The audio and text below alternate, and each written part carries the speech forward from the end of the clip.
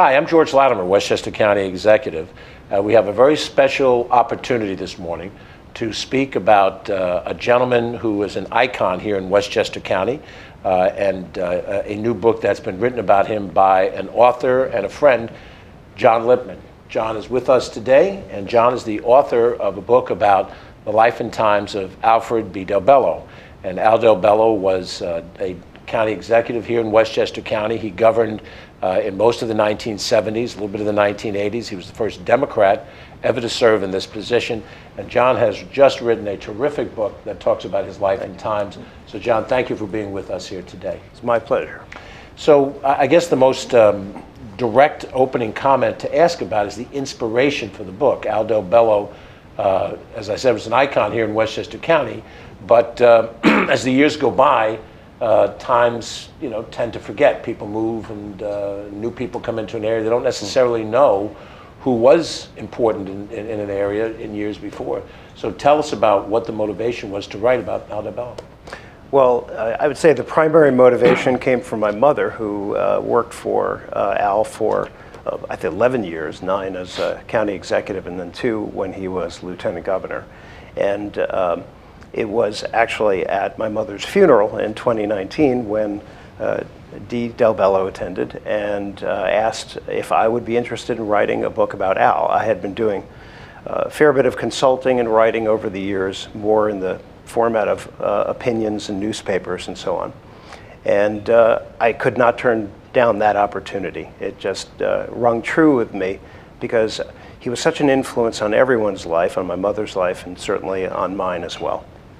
And I know from my growing up in Westchester County and being a young man at the time that he first ran for and became county executive. I didn't know of him during his mayor of Yonkers years. Mm-hmm. I was in a little city just to the east called Mount Vernon in those days. But his reputation still exists to this day, but people may not necessarily attach some of the things that we have today because of his contributions in those days. He ran on a slogan, and you reference it in the book: he made the right things happen. What were some of those right things that Al DelBello did in his day, and how do you see them still being a part of his legacy today? Well, there were a number of things, just as they jumped to mind somewhat randomly. He created the Westchester's first waste-to-energy plant at a time when there were a lot of pressures upon cities to figure out ways to dispose of their garbage. It had a very advanced recycling component to it. It was a very difficult thing to put together because it required a lot of cooperation between the different towns. He put in place, unified the 2 police forces that were operating somewhat separately at the time, the sheriff's office and the Parkway Police, and created the unified Department of Public Safety.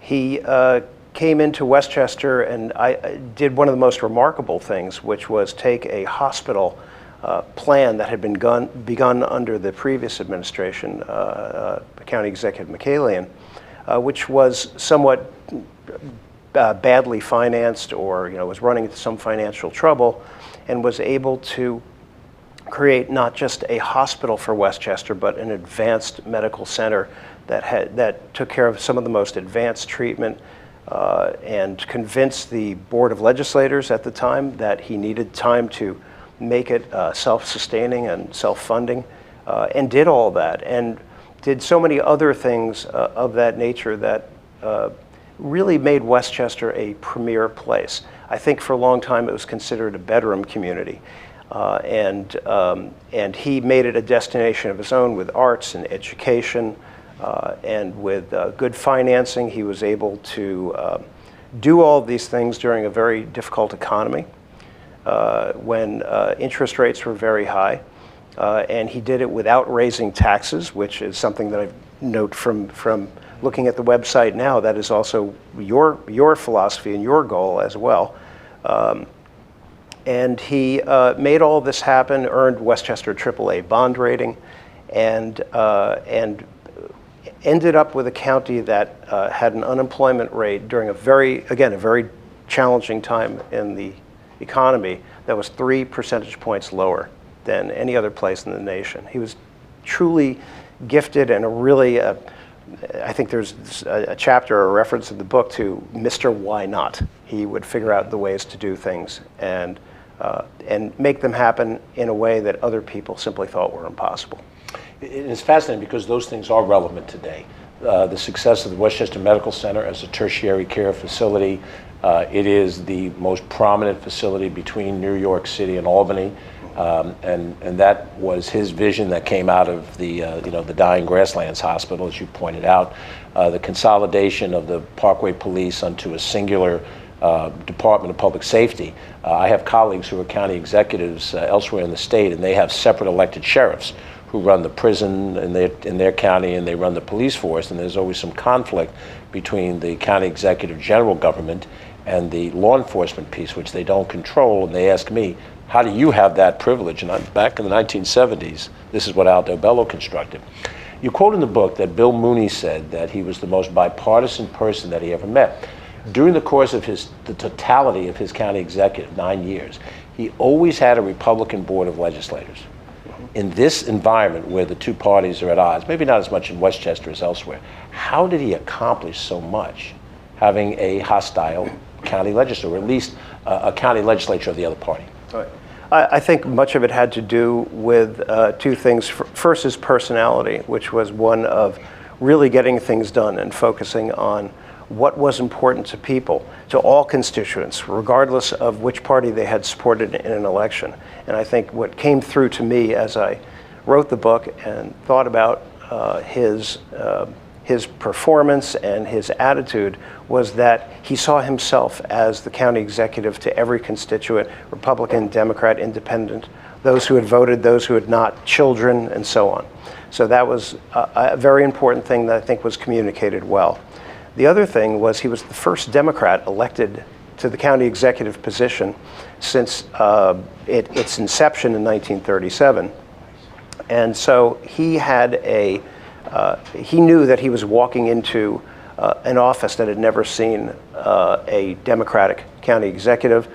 The four-term Ed McCallion had come before that, and I think he had a good relationship with Ed McCallion. And so at this point, he realized he was walking into a county office at a time when the economy was difficult, people were scared. And he said, I'm not going to clean house here. I'm going to go in and know that there is this institutional memory that exists in the people who work for me. And while he may have changed some top positions, obviously, as anyone would in coming into a new administration, he kept people on board who had been there, who then became strong supporters of his over the years. One of the quotes I have in the book was that he came in and kept people in place so that they could continue in their jobs, and that he didn't have to be that nice, but he was. And the person said, I think the county really has a winner. We're talking with John Lipman, who's the author of a new book, Alfred B. DelBello, His Life and Times, He Made the Right Things Happen.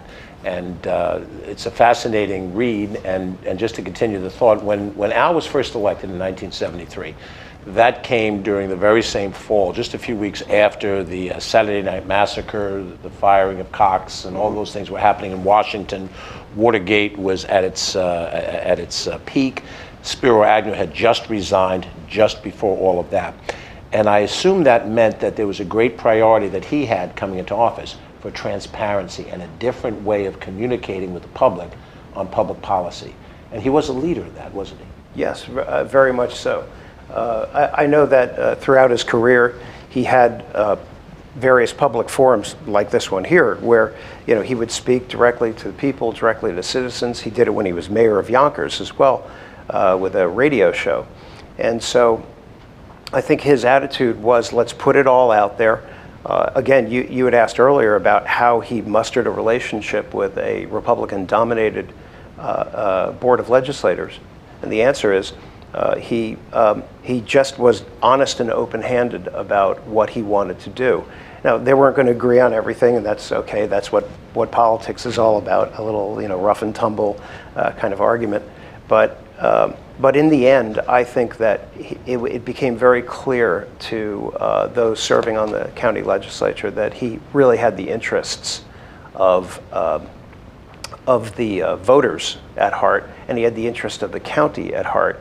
and that he simply wanted to do good work. And I think that to me was what described him perhaps better than anything, was that he was not a man who was in politics for ego, but was in politics just to get things done because it was the right thing to do.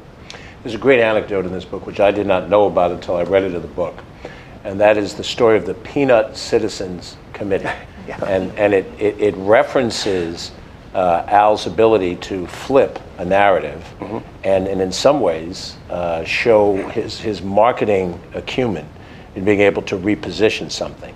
I come out personally of a sales and marketing background. I'm not a lawyer, as most of my predecessors were, but I thought that was a fascinating insight into him. Tell us about that anecdote and what it said to you. Yeah, well, it was at a time where there was the movement in Yonkers. Actually, it was a political decision to create a drug treatment hospital right in the middle of neighborhoods in Yonkers where he and many other people thought it did not belong. He was very much an advocate of having treatment centers, but thought that there were better locations in Westchester for that. And he basically rallied a number of people to protest it. People sort of occupied a bridge that was near the hospital or near the proposed treatment site. And I believe it was Lieutenant Governor Malcolm Wilson who had said, that he's basically a peanut politician trying to get a lot of attention. So rather than argue it, he simply said, that's great, we're going to call ourselves the Peanut Citizens Committee. And he did have a remarkable ability to turn things around, kind of play this sort of psychological jujitsu with these things and make them popular. And his business skills were extraordinary. And I think so he had a very good sense of marketing, but also an extraordinary sense of finance. Again, going back to some of the things he did when he was at the county, to be able to refinance the hospital, earn Westchester a AAA bond rating, which then in turn allowed him to lower the interest on borrowing by issuing county bonds and working with the legislature, the county legislature, to get all this done. So again, good sense of marketing, good sense of business, and good sense of humor. Very important. Here in the 2020s, issues on the environment are very much a mainstream part of our dialogue. It wasn't 50 years ago that much of a mainstream. I remember being in high school the day of the first Earth Day, which was in 1970. He had, in a very short period of time after that, a very prominent environmental legacy. How do you summarize that in the book and from your research on his life? It really started when he was mayor. During that Earth Day period, he actually got people in Yonkers. And again, he did so many things through just motivating people to do it as volunteers, to get kids to come out and clean up parks and get rid of garbage, to create art installations in the city, so that these places that were, appeared to be somewhat derelict at first glance became quite beautiful. And that people then, in turn, began to develop a sense of pride. When he became the county executive, I think it was Pete Eschweiler who was appointed as his environmental chief, and he created a land use plan, or in fairness, it had been worked on for a while. He brought it to fruition upon taking the position of county executive. And that land use plan was not, sort of top down. He said basically, if you, want to develop in an area that shouldn't be developed, or you have environmental problems you haven't addressed, that's fine, but we, the county, are not going to provide funds for development if you, the towns, the municipalities, have not done the job that you need to do to focus growth into the right areas and take care of other environmental problems. So that was a big part of what he did. Another thing, which again is not so much of an environmental project per se, but one that motivates people to reconnect with the environment, was opening up the Bronx River Parkway to bicycling, which it still is today, because people would go there on their bicycles and say, this is beautiful, this is a real resource. He got people to appreciate the importance of the environment. And I think, again, that speaks not only to environmental issues, but to all political issues. If you get people involved and you instead of trying to do everything top down, think about how it is that you can get people to understand why something is important in your town or your county or your city. Then that itself becomes self-sustaining, and that becomes the legacy that you leave behind. He was visionary in so many different ways, and this is one that relates to where we are today in public policy. He tried to take over Con Ed. It didn't succeed, but at that moment in time, and energy costs were a big issue in the late 70s. Right. They're an issue again 50 years later here in the 20s. He tackled quite a biggie in that. What did that battle tell you about who he was? Well, it basically pointed to the fact that he could battle hard on things, but he also realized what was going to work and what wasn't going to work. He also realized that sometimes you fight a battle that you may, and he didn't lose the battle. I mean, the whole thing worked out terrific, but at one point he tried to really create a separate, Westchester utility, essentially. Con Ed would have none of it, but in the end, what he did by having the fight, it meant that he may have backed down some, but Con Ed backed down some, and ultimately came to an agreement. And this was, just for those who don't know, the waste to energy plant, the big piece of it was the energy it created. Not only did it clean up 95% of the garbage in the county, but it generated energy for 55,000 homes. And so ultimately, by going through that process, he was able to get a vote on the plant so that people would be able to share in the utility, that the county would run it, and that Con Ed would still maintain the distribution. And ultimately, it worked. It worked very well. So we have to talk a little politics. He gets elected in 1973, close election, comes back in 77, wins big. And his accomplishments were obvious to people not only in Westchester County but around the state. And so now the story of Al DelBello gets tied into the story of Hugh Carey, the story of Mario Cuomo, and it leads him to be speculated as a statewide candidate, and then ultimately he does in fact run with Ed Koch in 1982. Give us a little bit about that element of the Al DelBello story. Well, it was a story that really was kind of had a bit of foreboding about what can happen in politics.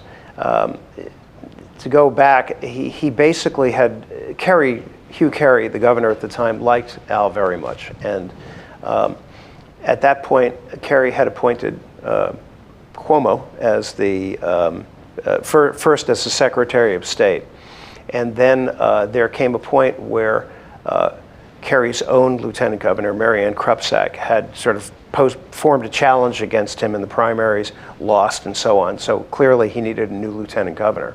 And at the time, there was certainly word going around that Al was somebody that Hugh Carey wanted. And Cuomo himself politicked very hard at that time, I believe while Al and Dee were on vacation in Europe, but had politicked very hard to make himself the nominee for that lieutenant governor position. And ultimately, that's what happened. I think in a way it was very beneficial for all of us in Westchester because it gave Al another 4 years to do so many of the amazing things that he did, including really getting the Westchester Medical Center up and running and finishing the process of the waste to energy plant and so many other things. So, but it was something that Cuomo didn't forget.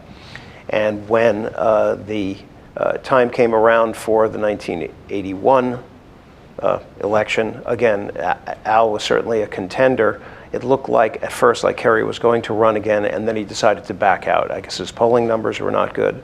And so at that point, Mario Cuomo, who was potentially an adversary in the Democratic primary for the lieutenant governor slot, quickly announced that he was going to be a candidate for the governor. Al at that time figured, well, this is fine, no problem, because we're not competing against each other, so all is good. But Cuomo was very direct with Al and told him, I don't want you to run. He tried to use some excuses about why it wouldn't work, but Al was not going to back down, and ultimately the two men did win the governor's election, right? Right. And what had happened too, also with Koch, was that I think a lot of people were very certain that Koch was going to win. I happened to have been just finished college, I believe, at the time, or was certainly on a break, and I actually went to the convention up in Syracuse. As it turned out, that even though the convention nodded toward Koch, it was Cuomo who actually got the vote in the state primary. So here you had these two individuals who had had some conflict with one another running together in an election that the New York Times dubbed the Democrats' shotgun wedding. But they won. It was a wedding that worked, but there was an awful lot of, I think, bitterness on the part of Mario Cuomo, and ultimately, it was not a situation that worked well for Al as lieutenant governor. And also for the people who may be watching, it's important to note that in New York State, there are separate primaries for governor and lieutenant governor. And so while you might create a ticket, and the ticket might even be endorsed at a state convention, you still vote separately, and you can have two shotgun weddings here. And this is the only time that has ever happened. I have to ask the magnificent what-if question. It's a question that many of us in Westchester politics have asked. And what kind of a governor would have Al DelBello been had he been governor? He would have been, to run the state the way he ran first the city of Yonkers and then the county of Westchester, he would have been terrific. I think he would have brought all of the magnanimous qualities to that position that he displayed throughout his career. His ability to work across the aisle, his strong sense of bipartisanship, and most of all, the idea of that getting things done for the citizens who really are the people that you are serving is more important than any insider party politics can be. I have no doubt that he would have been a legendary governor. And as it was, he was a legendary county executive and a legendary lieutenant governor and a legendary mayor of Yonkers. And when he left his lieutenant governor, and I read this portion of the book, I have served in the New York State Senate before doing this assignment, there was a bipartisan outpouring of love for Al. When he stepped down as lieutenant governor, he had his farewell moment. You don't see a lot of moments like that in the New York State Senate. And that is a statement about how he was respected by both sides of the aisle. It was. In fact, that's actually a section that I like to read when I do presentations. I might have even read it at the one that you came to. You did. And it was, everybody loved him. Warren Anderson, and I'm certain he and Warren Anderson, I know that they had their moments of conflict, which is typical in government, but absolutely loved him and told him, he said something to the effect of, someone says you're keeping your gavel, you're welcome to it. And you're welcome to more than that. Let's talk about the partnership of Al DelBello and DelBello. It is not often that you see a spouse of a prominent elected official who in her own right is a successful person and has accomplishments and achievements on her own. Yes. And that is really, the whole is greater than the sum of their parts. It's kind of a unique part of the Westchester story. I can't think of another couple, who had that kind of an influence together. Yeah, I think they were euphemistically called Westchester's Jack and Jackie. Yeah. At the time. DelBello is a remarkable person, and while I knew her as my mother's friend, over the years, I really got to know her and her extraordinary capabilities and her extraordinary dedication in the years since, in the time that I was writing this book, to have that sort of access to all of those materials and to her house. She's the most gracious person, and in her own right, I do think you're exactly correct. The people that sometimes that whole is greater than the sum of the parts, and I know Dee would probably not like me saying that, but she could have been a good county executive as well. She could have been a good political leader, and she is a leader in her own right in what she does in her publishing and her organization of people in politics and in the arts, which she was very influential in terms of Al's policies with regard to arts in Westchester. So kudos to her. When Al's electoral career ended. It ended, I guess, in and around the age of 50, slightly above maybe in that general category. And he continued on to have an impact here in Westchester County. He was head of the Westchester County Association. He founded what became now one of the most prominent law firms, DelBello, and Weingarten. I know I'm missing a few of the other partners down the line. And as I said, when I was a pup in this business 30 years ago, a little less than 25 years ago, I was the minority leader of the Westchester County Board of Legislators. I would have lunch with Al every so often. At that point, he was the most successful, only Democrat that ever had any achievement, and I figured I ought to learn something from him, which I did before I became chairman, the first Democrat to chair the county legislature. But he had a very substantial post-electoral career life. How much of that do you chronicle in the book, and how much of that is part of the Al DelBello story? Well, I think it's all very much part of the Al DelBello story in this respect. His devotion to the idea of public service, whether it's done through position in government or the private sector or working for a nonprofit, is magnanimous. It's something that he seemed to do all of his life. How much I actually chronicled it with probably a relatively short chapter, but where I tried to just encapsulate in a small number of pages, because we wanted to keep the book sort of fast and sharp, what it was that he did. However, I think that there's plenty of room in the future for writing additional articles to be published and just doing additional exposés about that material. His sense of service went with him right up to the end, and that's, I think, extraordinary. You can see a lot of other people in politics who get out and they are concerned about making money or just having a career. I always felt that Al had that sense of devotion and duty to those he inhabited this planet with. As we start to wind down our time together, I'm very appreciative of your time. I'm sure the people who are watching are as well. When I read the biography of David McCullough of Harry Truman, and we're still reading the Robert Caro biography of Lyndon Johnson, I hope I will live to see the final chapters, and I hope he has a chance to read them. I always wondered if I would have had the opportunity to ask each of them, so I ask you this now about Al DelBello. If you could have dinner with him tonight, having researched his life, written about it, what would you ask him across the dinner table with those few seconds of time, and in the setting of wanting to know more about this man that you know so much about that you've chronicled? In terms of his own his own life, I would probably ask him, I would probably ask him a lot about that pivotal time with where he was lieutenant governor, and what was it that he might have done differently. That would be one thing.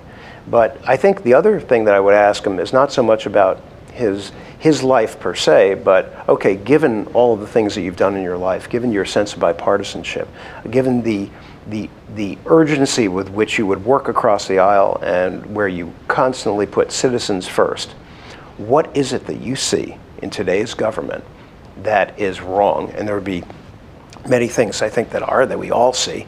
And what would you do about it? How do we fix this problem, this incredibly partisan split that we have in our politics today? And how can we heal that? What are the strategies by which we can get Democrats and Republicans and independents all working together again?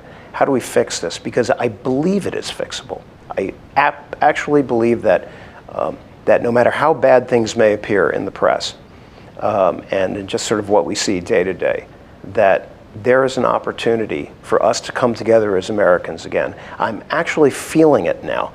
I speak with people on both sides of the aisle, and I guess I come by that naturally from my mom's work as well. And I look at all of the things that people are worried about today, and I don't really see huge differences. Yes, on some issues, of course.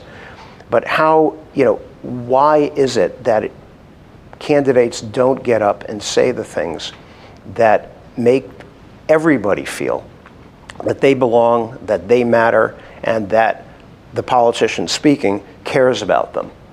And I would like to see more of that, less body slamming the other party, and more talking about vision and what It's good. Here's what we can do. We won World War II. We landed human beings on the moon. We can do anything we want in this country.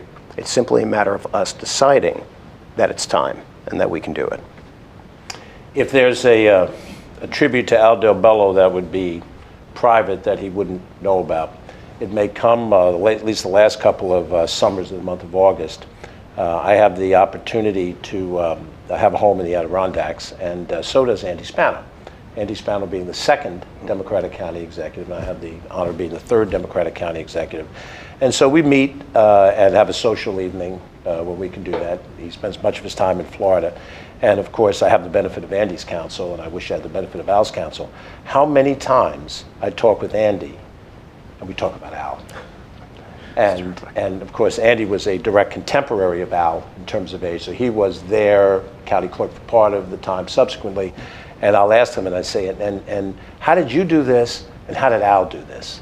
And so maybe what Al can feel, is that there's a legacy that has lived on in his successors. And certainly I feel that sense of wanting to validate some of the things that he was able to accomplish during his life and times.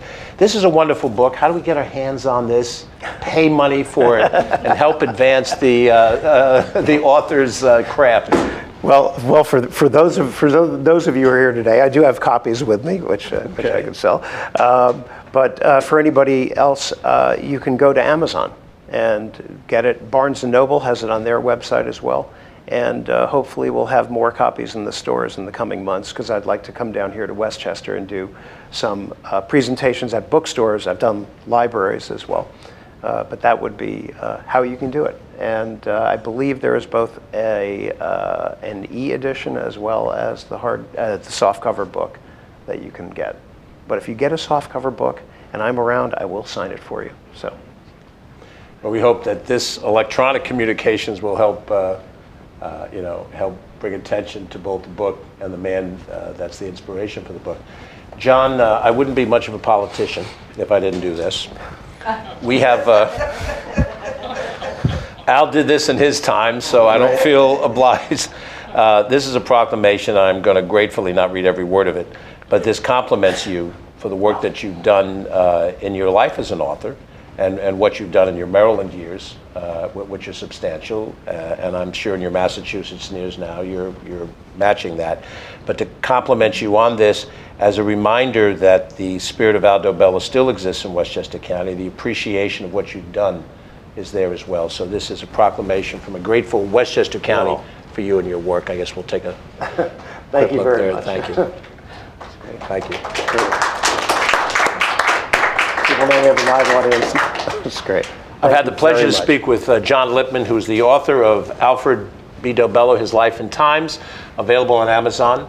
Now I feel like it's a product placement, but a wonderful read, and I hope anybody who watches this and has any interest at all, not only in the life of times of this individual, but where we were in the 1970s and the 1980s, because it's interesting history, and I would argue it's a guidebook for where we are in the 2020s. And hopefully we can learn our lessons from Al's accomplishments and add to those accomplishments. Right. Thank you, John. It's a pleasure to be with you today. Thank you. I'm George Latimer, Westchester County Executive. Thank you for watching. We'll speak to you soon.